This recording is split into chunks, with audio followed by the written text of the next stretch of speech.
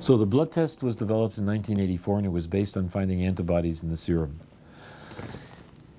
First, you've asked about what are the antibodies, and what are antibodies? Or antibodies are proteins of a specific structure that are made by our cells known as B lymphocytes or B cells. Each one of those little guys is programmed to make a specific type of antibody, and when he sees what he's supposed to react with, that cell will expand. It'll clonally proliferate and make a lot of these proteins to attack a foreign antigen of a particular shape that the antibody he makes fits. And when he reacts to that antigen, usually he can remove it from the circulation, helping clear the protein or the virus. That's one way of looking at it. That's why the antibodies are made. The antibodies also do other things that help the immune system. Sometimes they help kill virus-infected cells.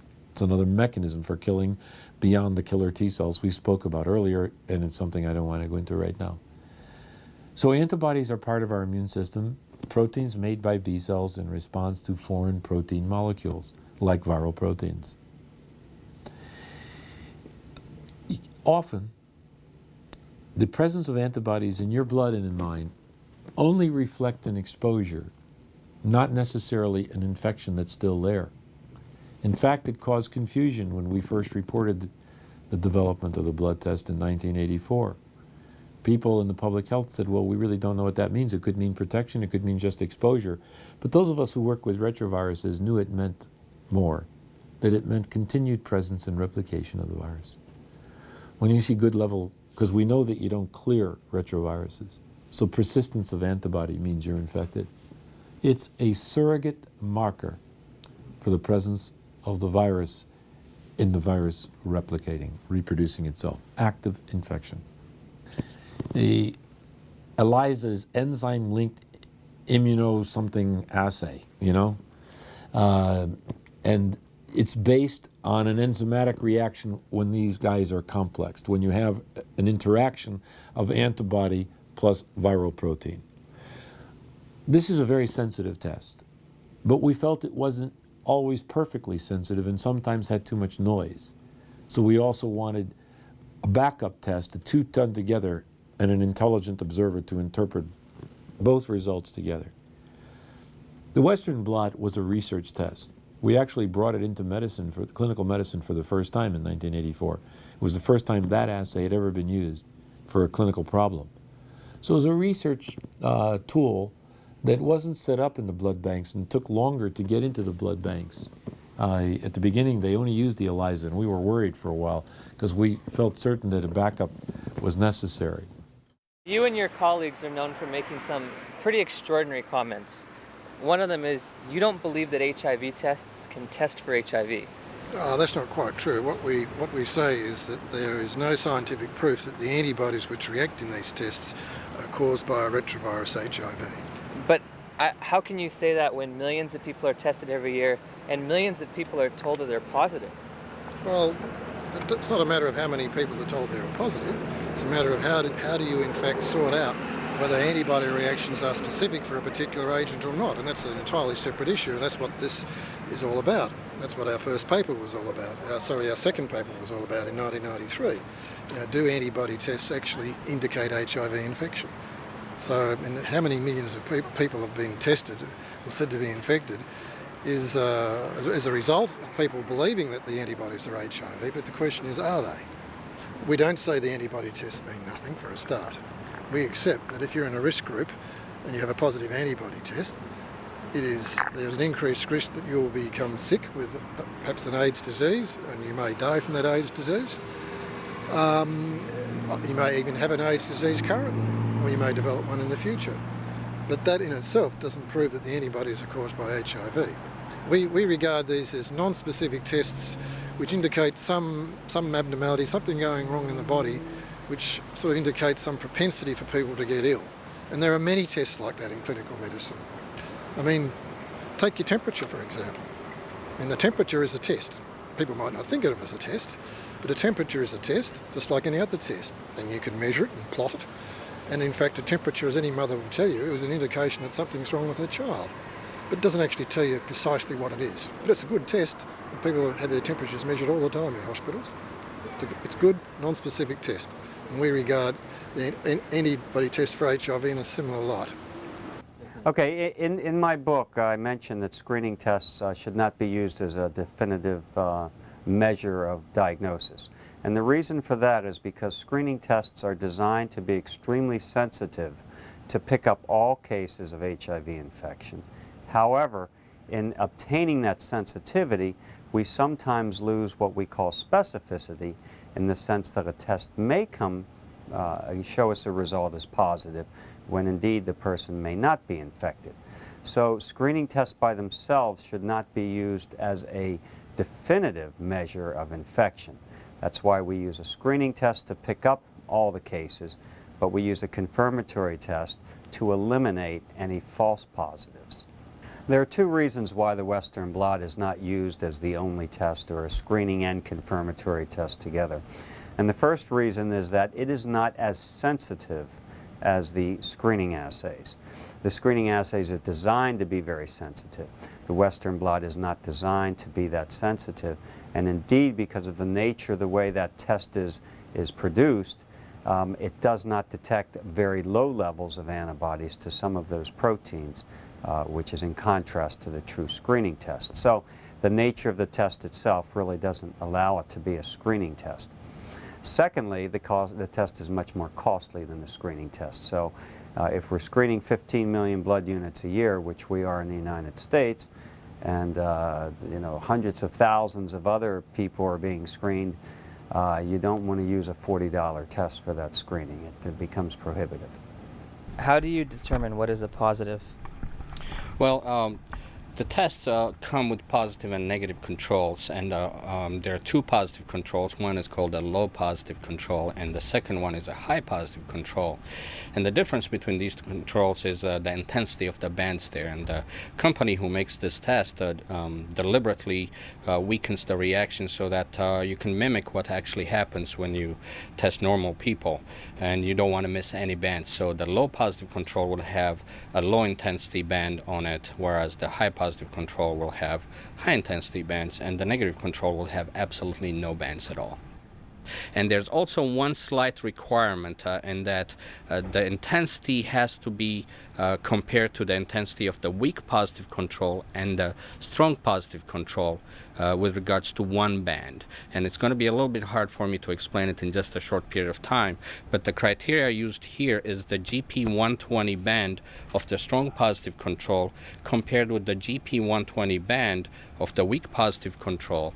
Those are the two that are going to be the determining factors. If we see any band in the patient sample that's weaker in intensity than the glycoprotein band of the GP120 of the weak positive control, it's considered as a plus-minus result, meaning we're not sure it's there, but we're not sure. However, on the other hand, if the intensity of that band in the patient sample, any of the bands, is between the intensity of the the GP120 band on the low positive control and the GP160 band on the strong positive control, it's considered as a 1+ reaction, meaning we know it's there. Now, if the reaction is much stronger than the GP120 band on the strong positive control, it's considered as a strong reaction and is graded as 2+ reaction. So that's how we grade it. So any reaction that's 1+ or above is considered as being definitely there and will count towards being present, whereas any intensity that's considered plus-minus is going to be considered as indeterminate or not sure. In the strip I'm talking about is this one. This is the negative control. You don't see any band at all across this strip, so this would be a typical negative result. Now, the low positive control I was talking about is here, and the two important bands in terms of being able to determine whether all the other bands you see in these patient samples across here are positive or negative are going to be the GP120 band here on the low positive control, LPC, and the GP120 band here on the high positive control. So any intensity that you see here in terms of bands here that is less in intensity than the GP120 band here that you see on the low positive control is considered as a plus-minus result, such as this here. We've notated here, as you can probably see, a plus-minus result, a plus-minus result. Those bands mean, for example, in this case, or let's go down here and show this band here. A plus minus for the P40 band means for this particular patient, the P40 band down here is a plus minus reaction, meaning it's not strong enough to be called a 1 plus. So any intensity in band, for example, that lies between the intensity on the GP120 band here and the intensity of the GP120 band on the high positive control is considered as a 1 plus reaction. So a typical 1 plus reaction would be, say, the P24 band for this sample, which is shown here. So this band is considered as a 1 plus reaction. And a typical 2 plus reaction would be something you would see here, which is really strong reaction. So depending on what we see, we can classify each band as being a plus minus or a plus or a plus plus or a 2 plus, that is. And then we consider the P24 band, the GP41 band, which is here, and then the GP120 or 160 band as being the most important for each one of these. So these represent each one sample, one patient sample here. So this is patient 1, patient 2, patient 3, patient 4, patient 5, and so on. So each strip represents a result from one patient.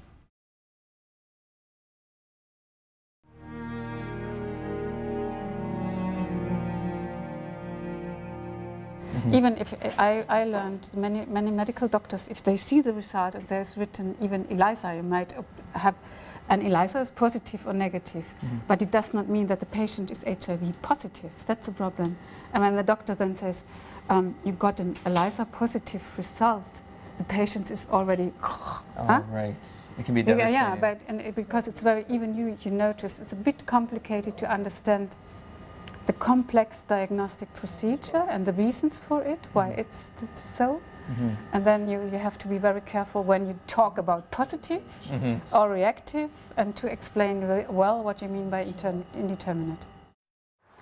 There are in the whole HIV/AIDS kind of discussion, public and the scientific discussion, there are a number of discrepancies and a number of things you discover when you're working in the field. And one aspect is, or one question is, are there people who turn negative once they have been positive? And the general perception is, no, that's not happening. And that's definitely wrong.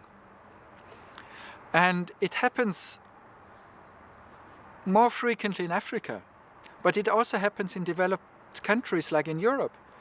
And I personally know a nurse who has been positive, HIV positive, a few months after a hepatitis B vaccination. And 3 years later, she turned negative.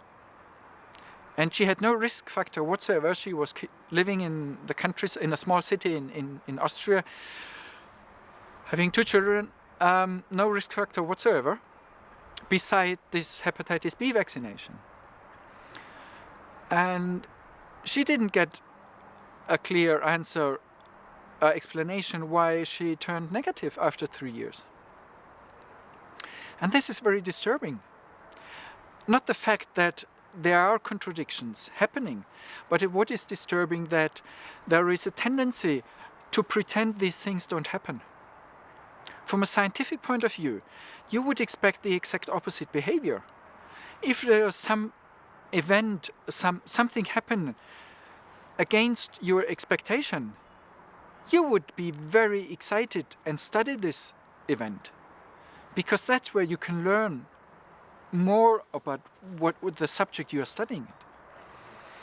But this nurse, instead of being studied, she just was turned away and asked to never come again back to the central hospital in Austria.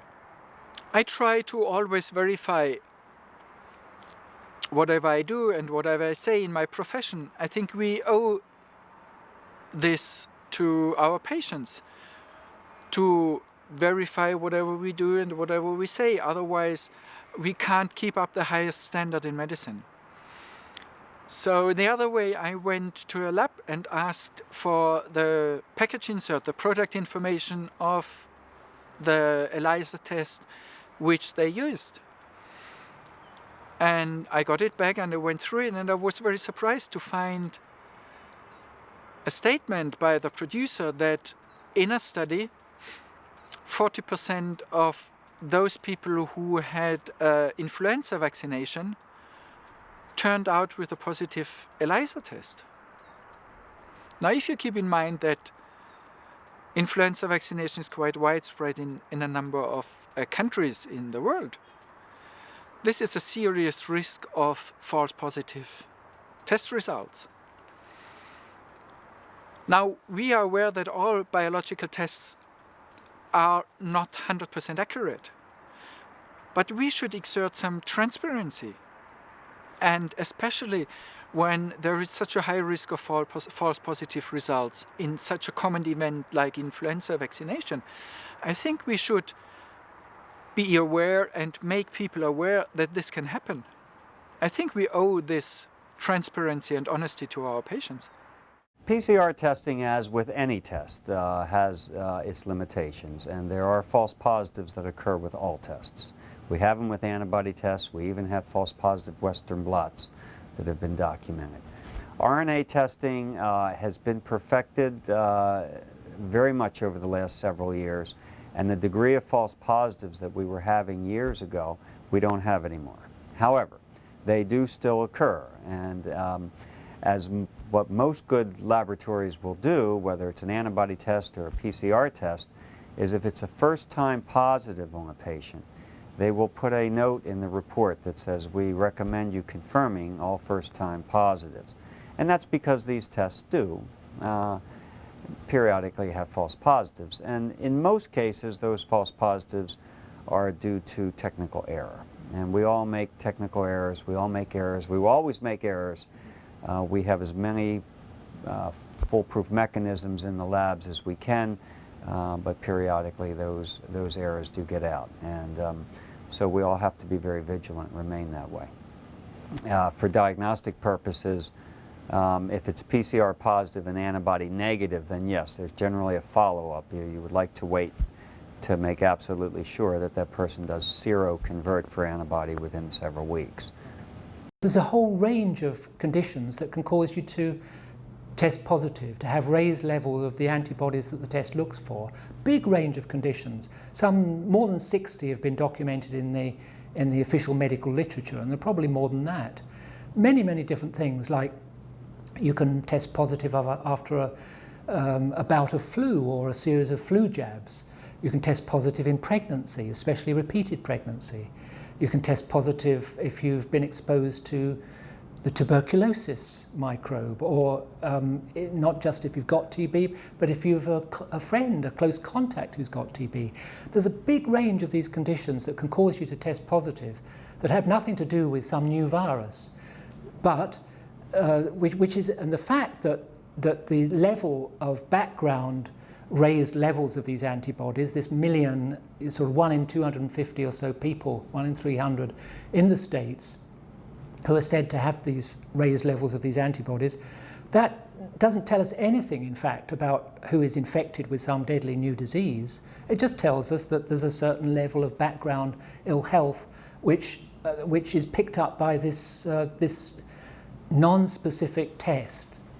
When they say the tests are 99.999% accurate, they're defining those terms themselves. They don't say accurate, by the way, they say sensitive. Sensitive is like if you're a very sensitive kid in school, you get your feelings hurt a lot. A very sensitive test picks up everything. These tests are incredibly sensitive. They react with just about everything. The tests are either strongly reactive or weakly reactive. There's no such thing as positive and negative. You don't get a plus or a minus on the test. You get a color that's read by a machine, spectrophotometer, and called a spectrophotometer, and you look at the color, and if that color is above a certain point that's been designated by the company that manufactures the machine or the test, you then decide that that's more probabilistically positive. But then you have to interpret it according to the person you tested. And that's all important.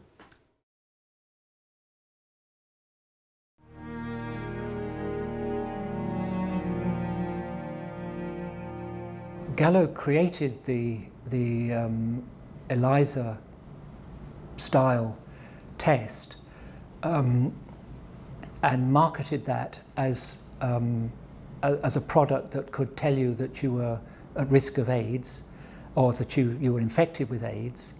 The big mistake that happened there was that the test was never validated as demonstrating the presence of virus.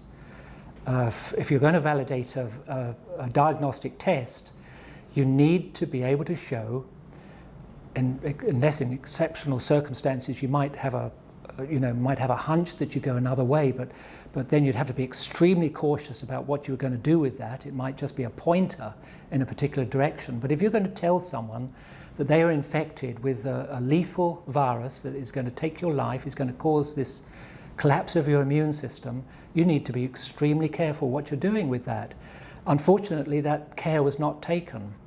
The purpose of presenting the world with an HIV test, as it came to be called, was twofold, as I would understand it. One was that it would be there to protect blood supplies, the safety of blood supplies. And in fact, the HIV test, as marketed by Gallo and associates, was valuable for that purpose, because the test does discriminate blood that has been donated by people whose immune systems may have been activated in such a way that they have raised levels of these antibodies that the test looks for. And raised levels of those antibodies can be associated with ill health. There's no question of that. That's how the test was actually set up. But what the test does not do, which was also claimed for it, unfortunately, by Gallo and others, is act as a diagnostic for the presence of HIV in individuals or in communities. It's not fit for doing that. And yet it came to be seen as something that would be, if you tested positive, then it meant you were infected, and therefore you should be a candidate for all sorts of changed aspects in your life, and ultimately that you would become a candidate for taking antiviral drugs and all the rest. I think history will show that the Defense Department really had one of the most sophisticated and accurate serological programs to support HIV diagnosis ever. And it sort of built on the technology that was developed with NIH, Gallo's group, and others on building the initial ELISA. But then if we had to apply a confirmatory test, so we brought in these Western blots. There were no licensed Western blots at the time. And then we had to figure out what the right algorithms were. We actually had to figure out ways to make sure that people just didn't confuse the blood, so your blood wasn't his blood. So we actually required very sophisticated criteria to be reactive in the initial test, but we didn't confirm the diagnosis of HIV infection until the patient came back a second time, had a second sample confirmed again, because actually in many of the populations that we were evaluating for HIV infection, the actual real prevalence of infection was less than 1 in 1,000. So if you made a mistake 1 in 100, that would be a disaster.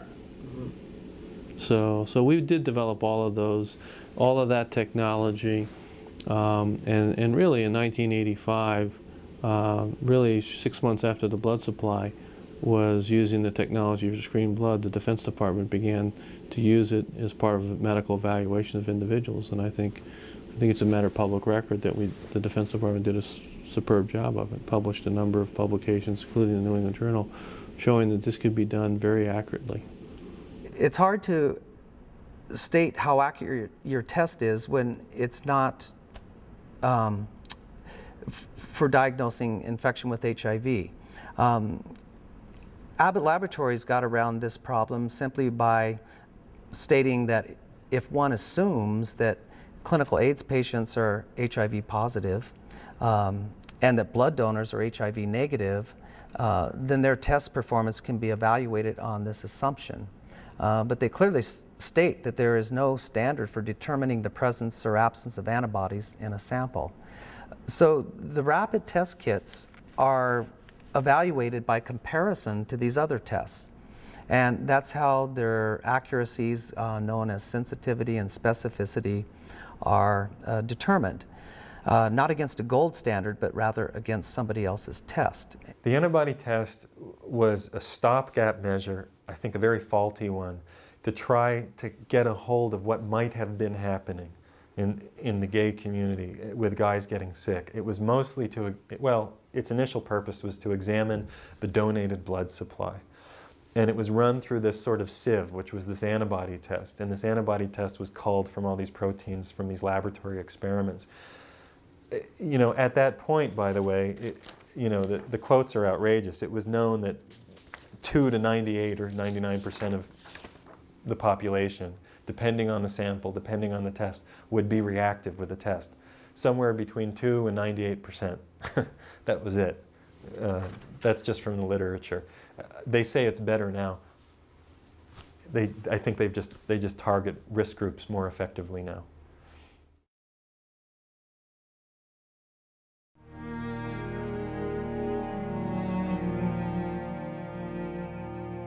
Well, the package insert of an HIV test is kind of the product information which comes along with an HIV test. It explains what the test is about. It explains how it's working for the technician, but also it explains the limitations, which every test has. Every test has limitations. Even the best test has limitations. And I think it is important for not only for healthcare professionals to read and be aware of the limitations of whatever they do, whether it be a diagnostic intervention or a treatment, but it's also important for patients to be aware of the limitations of what we doctors and other people in the healthcare system perform.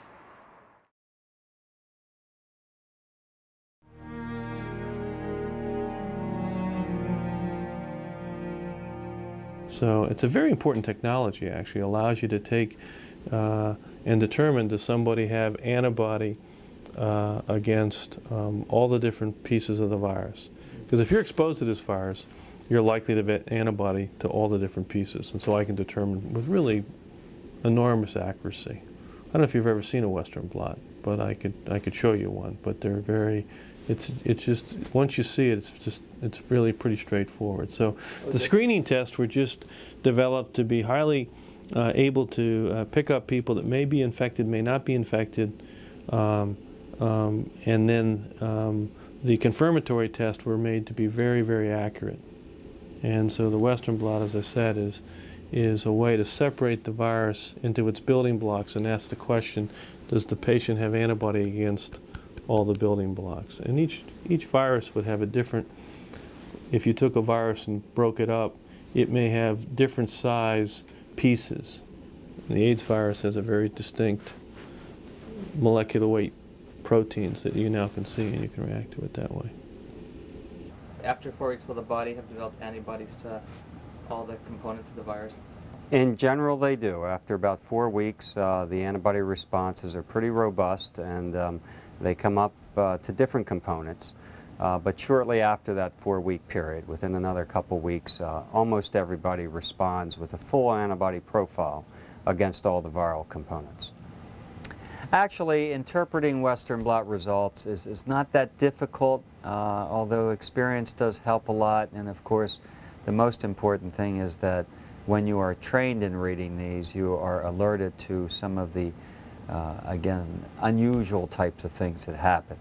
I'm sure we could train a lot of people to read a full profile and say, look, if these 9 bands are there, here's the guide. If these 9 bands are there, you call it positive.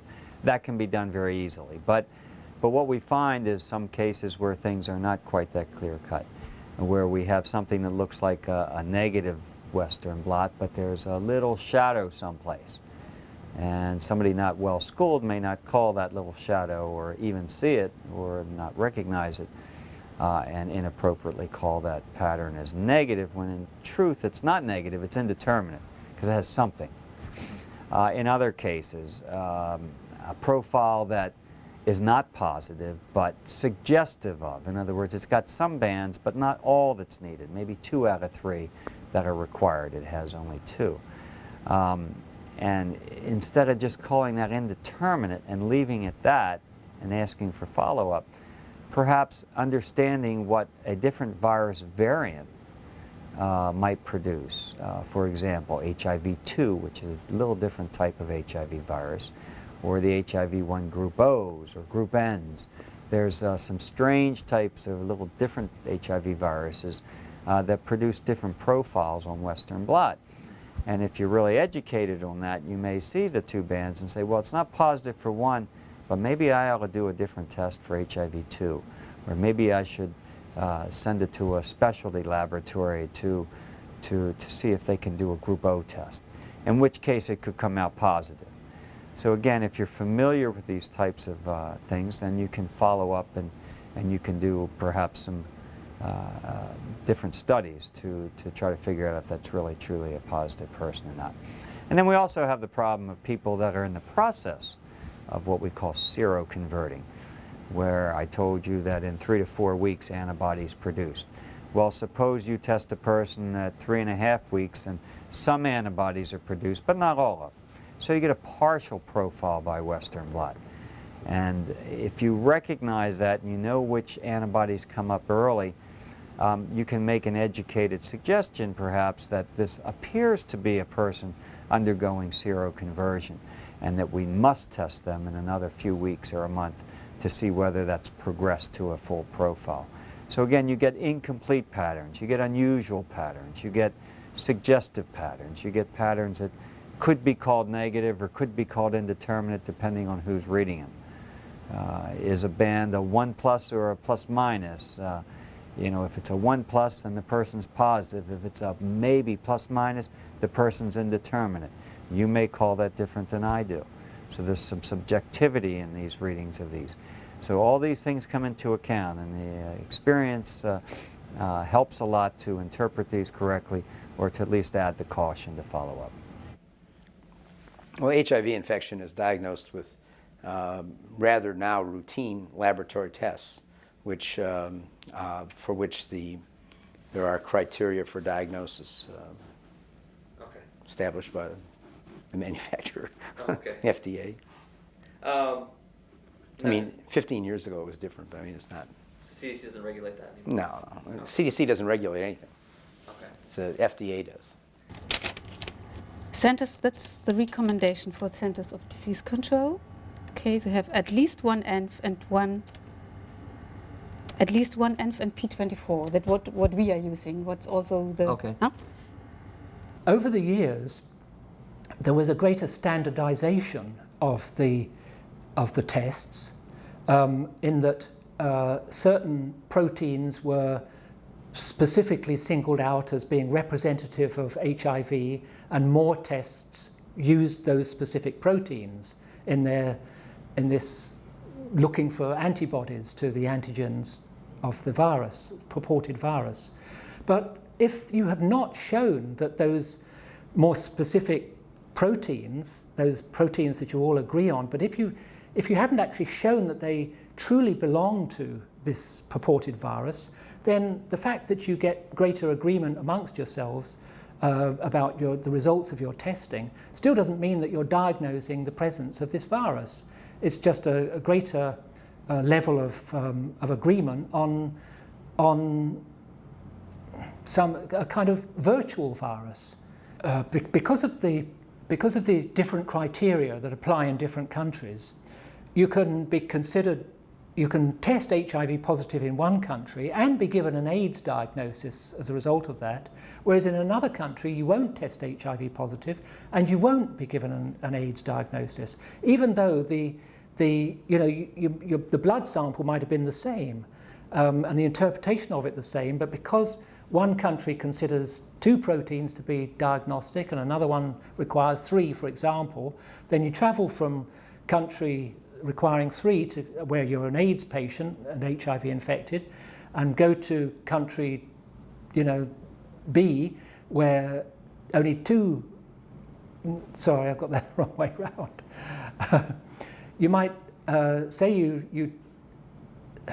what could happen would be that if in country A, the fact that you have two proteins that react with the Western blot test, and so you will then be considered to be, in certain countries, you would be considered to be HIV positive, and maybe also an AIDS patient if you've got indicator illnesses. You travel to another country that requires 3 proteins to react instead of 2, and you've only got 2, you won't be HIV positive and you won't be an AIDS patient. You'll just have whatever illness you might have had, such as TB or leprosy or some chronic intestinal infection, whatever one of the multitude of different diseases that can cause this activation of the immune system you're actually suffering from. The one thing you said was, you said it depends on the manufacturer. Is there different criteria for what might be a positive? Yeah, there are different criteria from the manufacturer. Thank you for the word. And also there are guidelines from the WHO and UNAIDS how to, first of all, WHO, how to evaluate. And depending on the studies, you use the one or the other criterion. Which one do you guys use? We say on the basis of 2 bands, which one N and one GAG, it's positive. So 2 bands need to be present for a positive? Yeah. Okay. And the WHO criterion is, if I'm right, is 3 bands. 3 bands, so it's more... So it's 2, and then you have the second envelope present in general. So theirs is more strict? Yeah. Okay. If you read the literature, or if you read the packet inserts the laboratory, the manufacturers of the tests provide, they actually tell you the different criteria, and around the world there are at least 10 different criteria for diagnosing a positive Western blot, and they're all different. They're so different that you can be positive in one laboratory or institution or country and not be positive if you go somewhere else on the same specimen. So these tests are not standardised, but it's essential to standardise tests, because if you're tested in Africa for HIV, then you want to know whether you've got HIV. You don't actually, and if you're tested in America, you want to know if you've got HIV. So the test should be telling you the same thing.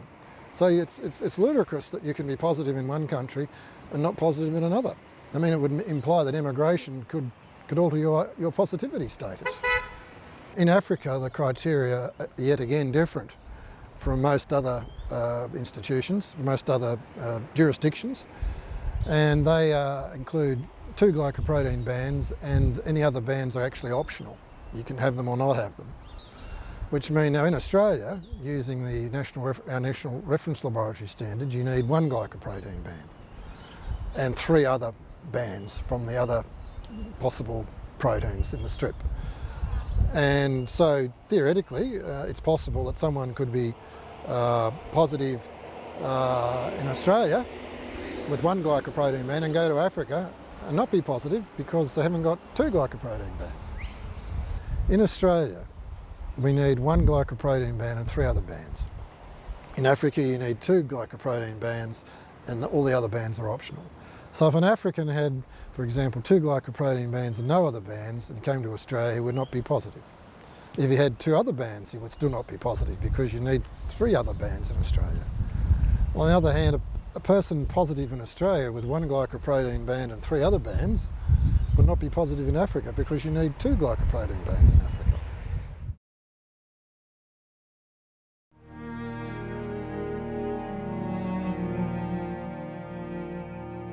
Well, Myron Essex is a United States very well known, highly respected HIV researcher who did a study in 1994, I think. Sorry, in the mid-90s, I'm not sure of the exact date. Who discovered that patients with leprosy have antibody tests who are not HIV infected have many reactivities to the proteins in the Western blot, HIV Western blot kit, Western blot test. So much so, and the other important thing is that, in fact, it was about 80% of the patients and 60% of their contacts, people who didn't actually have leprosy, who'd been in contact with patients with leprosy. And the other important thing is that the organism which causes leprosy is closely antigenically related to the organism that causes tuberculosis. They, in fact, cause the same antibodies to develop. And so what Essex showed was that the antibodies that develop in response to these organisms react with the HIV proteins. In fact, he had some Western blot strips in his paper which showed many, I think there was about 14 or so Western blot strips that were considered to be not positive in Africa because they lacked 2 glycoprotein bands, but if you study them from the point of view of the Australian criteria, they all would have been positive. And in fact, Essex warned, in his paper, Essex said that HIV ELISA and Western blot may not be sufficient to diagnose HIV infection in areas where TB and where mycobacterial diseases such as TB are endemic, and that is Africa. As I said, 80% of the leprosy patients and 60% of their contacts had reactivity in the HIV Western blot, the HIV Western blot. And in the Western blots that were published in this paper, there are 3 which are positive. One was a control serum, known to be positive, just to make sure the test is working, operational. And 2 were leprosy patients that were infected with HIV on the basis they had 2 glycoprotein bands. But there were 16 other strips. And arguably, when you sit down with the rule book for Australia and look at the Western blots, 14 of these would be positive in Australia, not positive in Africa, positive in Australia, but we have the most stringent criteria in the world. Now, typically, people who are HIV positive and people who have AIDS have high levels of gamma globulins, high levels of antibodies in general, of all sorts. And in fact, it's known that you can predict, there's a high correlation between the level of antibodies and the probability that you'll test positive. And we can explain this on the basis that, as we said before, the more antibodies you have, the more opportunities there are for one of them or several of them to react with any antigen that you offer it. And so one would expect people who have higher levels of antibodies to have positive tests. In fact, there's some very good data that this happens, and one of the best pieces of data comes from a never repeated and never followed up study done in 1990, reported in the New England Journal of Medicine, in 26 hospitals, where they tested blood specimens from approximately 90,000 patients who none of whom had a ghost of a chance of having an AIDS disease or being in an AIDS risk group. And they found that in some hospitals up to 22% of men and 8% of women in the AIDS age group, that is 25 to 44, were HIV positive on the ELISA and Western blot. Yet these people were not at risk of AIDS at all. And surely if one needs, if anything, we must ought to convince people that these tests are picking up something else. And if the illnesses that these people had, because they must have had illnesses because they were in hospital or they were either in hospital or attending hospital, can produce positive tests, why can't the same factors operate in people who don't have these diseases, people in AIDS patients? AIDS patients don't just get AIDS, they get all the other diseases as well. And why can't the same thing apply to Africa, where the only difference is that the people in Africa aren't in hospital, because there are not that many hospitals in Africa. It's easy to imagine that the same people who are, well, at least some of the people with the same degree of illness, are actually walking the streets. So talking about false positives as defined by the AIDS experts, okay, forget the Perth group and all the things that we say. If you read the textbooks and the journals, the AIDS experts say that hypergammaglobulinemia can lead to false positive tests. That's one thing. Now, we know that people who are HIV positive and who have AIDS have high levels of gamma globulins.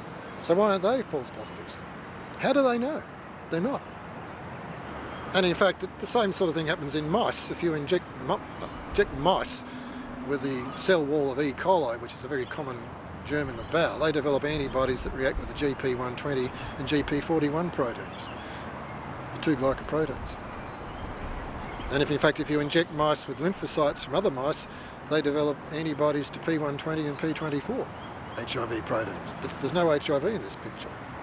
This kind of thing has been recorded. There's at least one case in the literature where a man was given repeatedly injections, a small amount of Rh negative serum from people who were deemed not to be HIV infected. And after the first injection, he developed some Western blot bands. And after the third injection, he had sufficient bands to make him HIV positive just about on all criteria from all institutions. And yet he wasn't HIV infected. This was written up in the literature about 15 years ago. There is a paper published in 1990 by Strandstrom from Davis University in California, where they tested 144 dogs and found that 72 of them had one or more bands on the Western blot. Unfortunately, they didn't actually say what each dog's Western blot was. But if you were to use the pre-1987 Western blot criteria, there were certainly dogs that had a GP41 band or a P24 band, something like 23 and 40% respectively. So on those criteria, yes, they would be HIV positive. They certainly produce antibodies that react with the antigens in the Western blot test, although dogs don't get HIV or AIDS. If the proteins can react non-specifically in the ELISA, and the HIV experts accept that they do, why can't they react non-specifically in the Western blot? How do they know that the patterns that they get in the Western blot are actually caused by genuine HIV antibodies on some occasions, and on other occasions by non-genuine HIV antibodies? How do they know that? The only way that you can tell, I mean, an antibody doesn't care whether it's reacting with a protein in an ELISA or on a Western blot. It can't tell the difference. Antibodies don't have intelligence. Antibodies just react with the antigens because they can.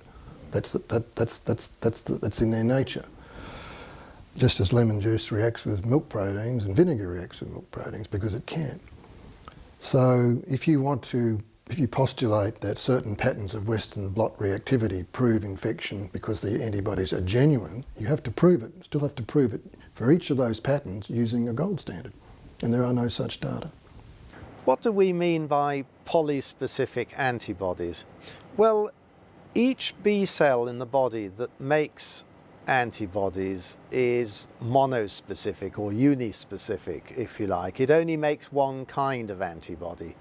But because there are millions of B cells in the body and several thousand of them will respond to a particular infection, whether it's the common cold or HIV, many thousand B cells will make antibodies to slightly different shapes or parts of the virus at any one time.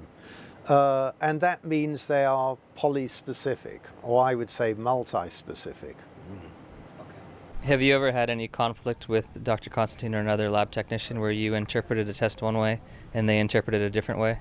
Well, to be quite honest with you, there are always going to be one of those few cases where you're really not sure. For instance, a patient might have only 2 bands present across the strip, just 2 bands. And these might be the GP 120 band and say a P24 band. Both of these bands are the critical bands that I told you about earlier, 2 out of the 3. If these are present, then that's considered a positive. Now, if I grade that P24 band as a plus minus, and Dr. Constantine, for instance, grades that as a plus minus, that could make the difference between an indeterminate result and a positive result. It would be a positive result if the P24 band is considered as being present, whereas it would be an indeterminate result if it's considered to be not sure. The indirect fluorescent assay, which is another confirmatory test, is equivalent to the Western blot in the sense of being able to confirm people that are HIV positive. It has one added advantage also, and that is in the case where a Western blot perhaps is indeterminate, the indirect fluorescent antibody test can be used to resolve that. So if a Western blot's indeterminate and the IFA is positive, then that's definitive, the patient is infected. So it adds that. However, the test is a little bit more difficult to interpret and is very subjective, as is the Western blot. But it requires some added expertise in reading some of these results and making sure that you interpret the results correctly, and requires an expensive fluorescent microscope. However, it seems that it's more popular in Europe, and it's hard to say why. The reason is some of these tests are already in use in laboratories, and so they're easy to modify to be used for HIV. And in the United States, although we have the fluorescent techniques, it seems the Western blot gained popularity early on, and people don't want to quite let go of it.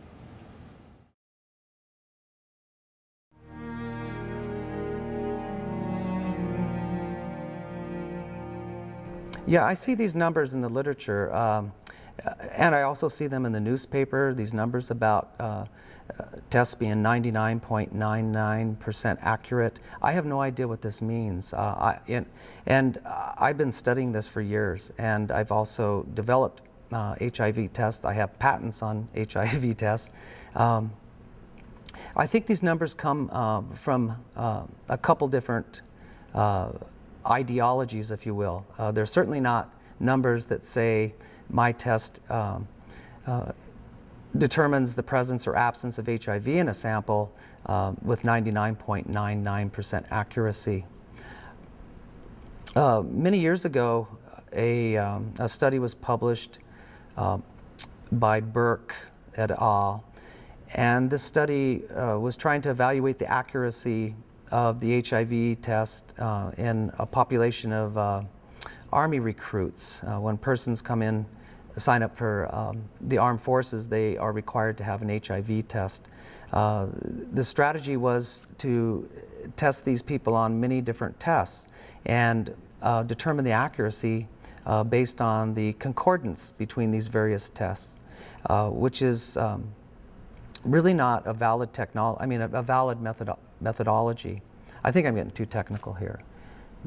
Well, the outcome was that many of the tests gave the same answer, and therefore these researchers assumed that because 5 different or 4 different tests gave the same answer, that this was correlated with accuracy. However, none of these tests were approved for diagnosing HIV. So I do not understand the concept or the ideology or the thinking that if you take 5 tests, none of which are approved for diagnosing HIV, and they all give the same answer, that means that they're 100% accurate for diagnosing HIV. In fact, many of the comparisons or statements of accuracy that we see in the scientific literature are nothing else, or many of the statements that we see of accuracy in the scientific literature are nothing more than a comparison of one test to another test, okay, or one test combination to another combinations of tests. So as a researcher, you can set up an algorithm or a combination of tests that you declare is your gold standard or that represents 100% accuracy. And then based on your test, you can judge other people's tests, or vice versa. You can assume that somebody else's test is 100% accuracy. You can assume that somebody else's test is 100% accurate, and then you can judge your test kit against that test kit based on that assumption. So if my test says what your test says, so if my test has the same result as your test does 99.9% of the time, then I can declare that my test is 99.9% accurate. But we should always keep in mind that your test was not approved for diagnosing infection with HIV in the first place.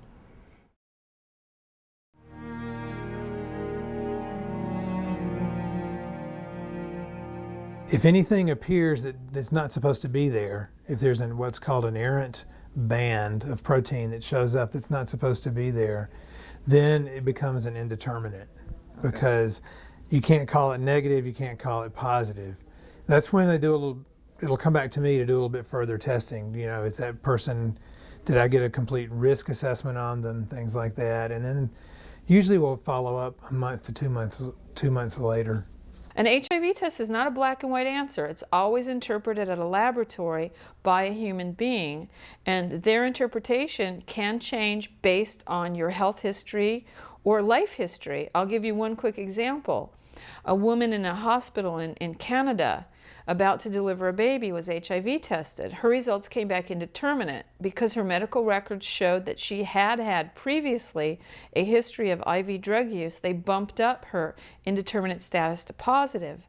As a result, she gave up her baby for adoption and that same day had an operation so she could never have children again. Years later, during a drug trial, she repeatedly tested negative. She was never positive. That's what interpretation is. The manufacturers don't clearly state how their test should be used as an aid in the diagnosis of HIV infection.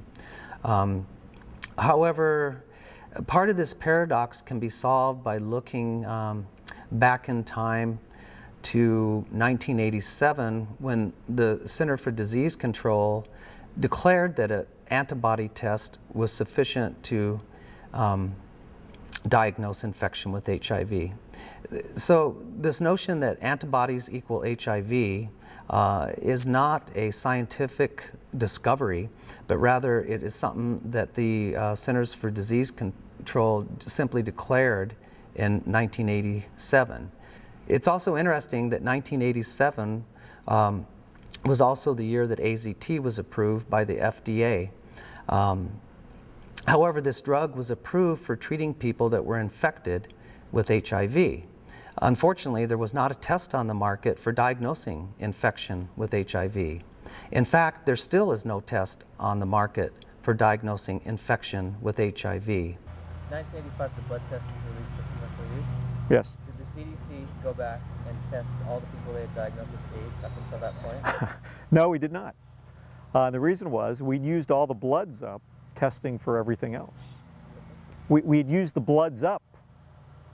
We'd done tests for toxo and herpes and cryptococcus and cyclosporin and nitrite levels. There was no blood left to test in that original population. Okay. So no, we did not go back and test those. Rapid testing was introduced actually in the late 1980s, perhaps around 1988 with the first rapid HIV test. And over the next several years, more manufacturers started to produce them. And by 1992 or so, we had a good variety of rapid tests. I would say at least 4 or 5 from major manufacturers. At that time, the companies, the smaller companies weren't really doing it, and people weren't making them in their garages at the time. So you started with the bigger companies. Around that same time, 1992 to 1994, is when people started to see the value of these things in developing countries where there wasn't stable electricity or laboratory expertise to be able to do HIV testing. And they were introduced into Africa, and there were some reports about how they worked and so forth. And generally those reports by the mid-1990s were very good reports, and people knew that rapid tests were here to stay for developing countries. One of the reasons these rapid test strategies and algorithms are so useful, and particularly in developing countries, not only are they simple and can be performed in these laboratories that may not have stable electricity and all, but they also have the ability to save a lot in money. And until recently, it was very difficult to spend $5 on an HIV test in a country, in a developing country. And so the Western blots that the developed world used to confirm are about $40 per test, and sometimes more expensive. And so if you tried to confirm an infection in a country in Africa, let's say, you couldn't spend $40 to confirm each one of the tests that you needed to confirm. It was too much money, and nobody had that money. And so by using these alternative algorithms, 2 screening tests, each one that might cost $1 each, and you have $2 to confirm a result instead of $41 with a screening and a confirmatory test. The World Health Organization has actually had strategies using combinations of rapid tests or combinations of rapid and ELISA tests that would give you the same result but at a much reduced cost. And these have been available way back in around 1993. They were introduced, and WHO still stands by those, although they are constantly modifying them slightly. But again, the purpose here is to be able to do simpler technologies but arrive at the same results. And you can do that, it's been shown, you can do that if you carefully select which test to use in what sequence. But very importantly, you must evaluate those types of testing strategies and algorithms within the country in which you want to use them. We had tests, rapid tests, that would work fine in Egypt but didn't work very well in Djibouti. And the reasons for that is because Djibouti had some other types of infections that would interfere with these. Malaria was very prevalent in Djibouti, and that would interfere interferes with all serologic tests, where in Egypt they don't have malaria. Similarly, there's other countries that have a lot of parasitic infections that produce a hypergammaglobulinemia or a high protein in the blood that again will interfere with tests in that country. So you have to carefully select the tests you use in the venue or in the country of where you plan on using it, and you have to validate that that test or that sequence of tests you're using does work in that country. Do you want me to say a couple words about the CLIA waiver at this point? Would be a good time to do it. Yes, please. Okay. In addition, rapid tests offer something what we call CLIA waiver. And the CLIA is the Clinical Improvement Act, which is you know, a government mandated way of doing testing. Most clinical laboratories and hospitals in the United States have to be certified to be able to do diagnostic testing. And that's all regulated by the government. Now, we have the ability to get a waiver for some of that certification and to be able to do simple tests in a non-certified laboratory. And this is what we call a CLIA-waived laboratory. And in this case, you have to follow certain regulations, but they're nowhere near as stringent as the regulations required in a hospital laboratory or a larger testing facility. And these rapid HIV tests now, some of them that are FDA approved, have this CLIA-waived status, which means that they can be done by nurses and people that are trained pretty much on the spot. Some sort of a healthcare worker can be trained to do these rapid tests. So again, you have a much larger variety of venues where these tests can be used. Mobile vans, for example, where you don't have a whole laboratory or certified lab set up. You can meet certain qualifications and be able to do testing in a mobile van outside of a supermarket, for example. This offers an immense ability to get more people tested by taking the tests out to them rather than having to schedule people to come into a clinic and find transportation and somebody to watch their kids while they go to the clinic to get tested. Now we can take the test to them. So it's an enormous advance to be able to do this type of testing out as we go into the periphery. The concept of CLIA waiver was because they were generally types of tests that did not have a huge impact, like glucose testing. Okay, glucose testing, yeah, if you make a mistake, the patient doesn't necessarily die from it. Although I guess, you know, if they put too much insulin in them. But that was the general concept. You know, it wasn't like a potassium level that, you know, getting a wrong result would kill the patient. And so I think that was why the FDA originally considered HIV testing as to meet part of that, because they felt it was a screening mechanism that wasn't really a life-threatening type of result. And that, you know, if you got a false negative, hopefully the person would still get tested somewhere. False positive, they'd have to go back for a confirmatory test. And in HIV testing, these were allowed to be CLIA waived because, again, they feel that the patients, if they have a positive result, even if it was performed incorrectly, that would have to be followed up with a confirmatory test, in which case they would detect an error if it had occurred. And false negatives, which are not very common to happen with these tests, also is not a life and death situation at that time. Hopefully that person is high risk and would be screened again in due time and picked up at that time.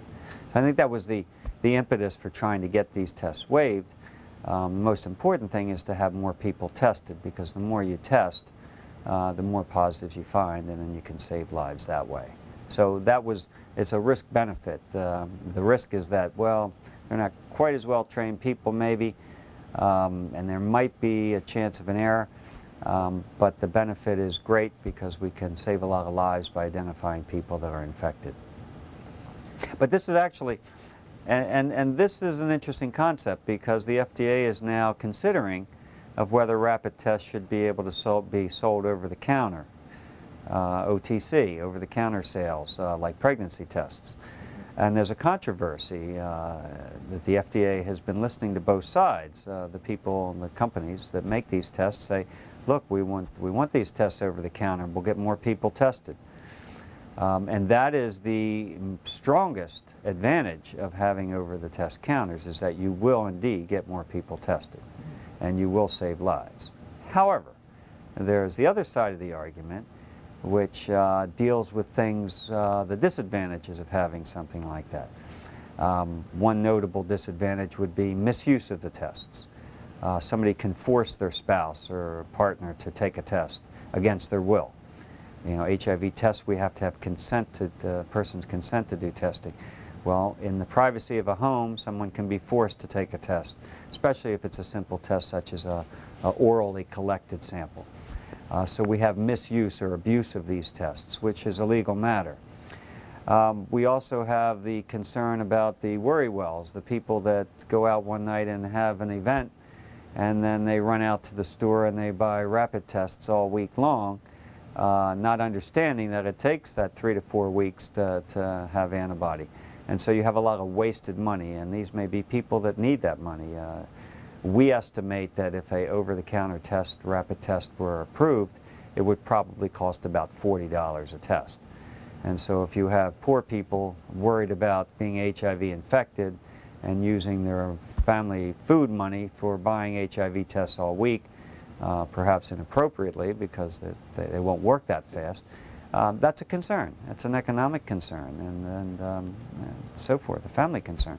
Why $40? That's the same price as a Western blot when it's only 97 cents to manufacture. Sure, that's a good point, and it's exactly right. In fact, to manufacture these tests is probably less than 90 cents. It's probably about 10 or 15 cents to actually put one of these tests together. The problem is I understand from manufacturers that the largest cost of these tests is in putting them in a box with the printing and the labeling and you know, the packaging, and to make these things look nice, and of course you have the advertising. If it's over the counter, there's going to be things on TV, which is $1 million a minute or so. So when you add all these things together, of a company putting these things in single packages with package inserts and advertising and pretty boxes and whatever, you can see where the cost goes up enormously. And then there's the profit margin, of course. The company has to make a profit to pay people, and they also have to pay for the research they did in developing the test. We have the same problem with drug companies and making drugs and charging a certain amount of money. And you know, some of it's justified. The public doesn't understand that what these companies invest, you know, they can invest a huge amount of money to develop to end up with one test that works. You know, it's not as simple as just all of a sudden it works. I mean, it may take years and a lot of resources, and so that has to be paid back to the company. Companies look at profits over a certain period of time. So I'm not justifying the cost of anything. I'm just saying when you add all these things up, and especially if there's no competition, the prices become very high on the market. And this is what we estimate it would probably cost. This is an HIV test. It says in its own material that it means nothing. It means we're going to test you, and then we'll interpret the test according to what we consider your clinical disposition. And if we think that maybe you're at risk, and by the way, the great thing about AIDS is you don't have to be sick when we say you're sick. You don't have to be sick for 10 years. You don't have to be sick for 20 years. In fact, we don't know when you'll get sick or if you will, but you have HIV and then you'll have AIDS and eventually you'll die, and we now govern your sex life and everything else. If you're in that weakly reactive group though, but they think that really you're probably positive, they will retest you. This is from the UK guidelines for testing in 2003. In the UK, they don't, by the way, if you test weakly reactive, but they think you're at risk, they'll want you to retest again. And in this country, they usually say, do it after 6 months. In the UK, they don't even wait 6 months. If you test negative, that is weakly reactive, but are considered to be at risk, that is, you had sex or did drugs and we think that really you should be HIV positive, shouldn't you? Then clearly, quote, clearly waiting for 6 months to test is untenable. We would suggest testing using a sensitive, that is highly reactive, 4th or 3rd generation screening test immediately after the exposure, and then at 1 to 2 months, at 3 to 4 months, and at 6 months. What's the exposure? Whatever they think it was. I had sex, but I'm not testing positive. Okay, we want you to test again. Now they'll say that it takes a certain amount of time to develop the antibodies. It doesn't matter to them how much time it takes. They want, this is too much information. How come you don't use rapid tests for standard diagnostics? Because first of all, the sensitivity and specificity is still less than the released tests, which are released in Germany to be applied for testing, for diagnostic testing. And all the, I do not know the word for Fachgesellschaft. Do you know it? No. Yeah. So let's a little bit talk about it. So you have several professional organizations who decide as an expert committee on guidelines how to do things. Mm-hmm. And though none of these responsible societies recommended home testing for scientific reasons. Okay. And there are even, I know that home tests or rapid tests are used in African countries, for example. Mm-hmm. And there you have the advantage. They are used because there's no need for storage in the refrigerator. They can be used at room temperature. And as I told before, if you have a high prevalence of HIV infections, you have less risk to pick up false positives. Okay. Which might happen in countries like Germany with prevalence below 1%.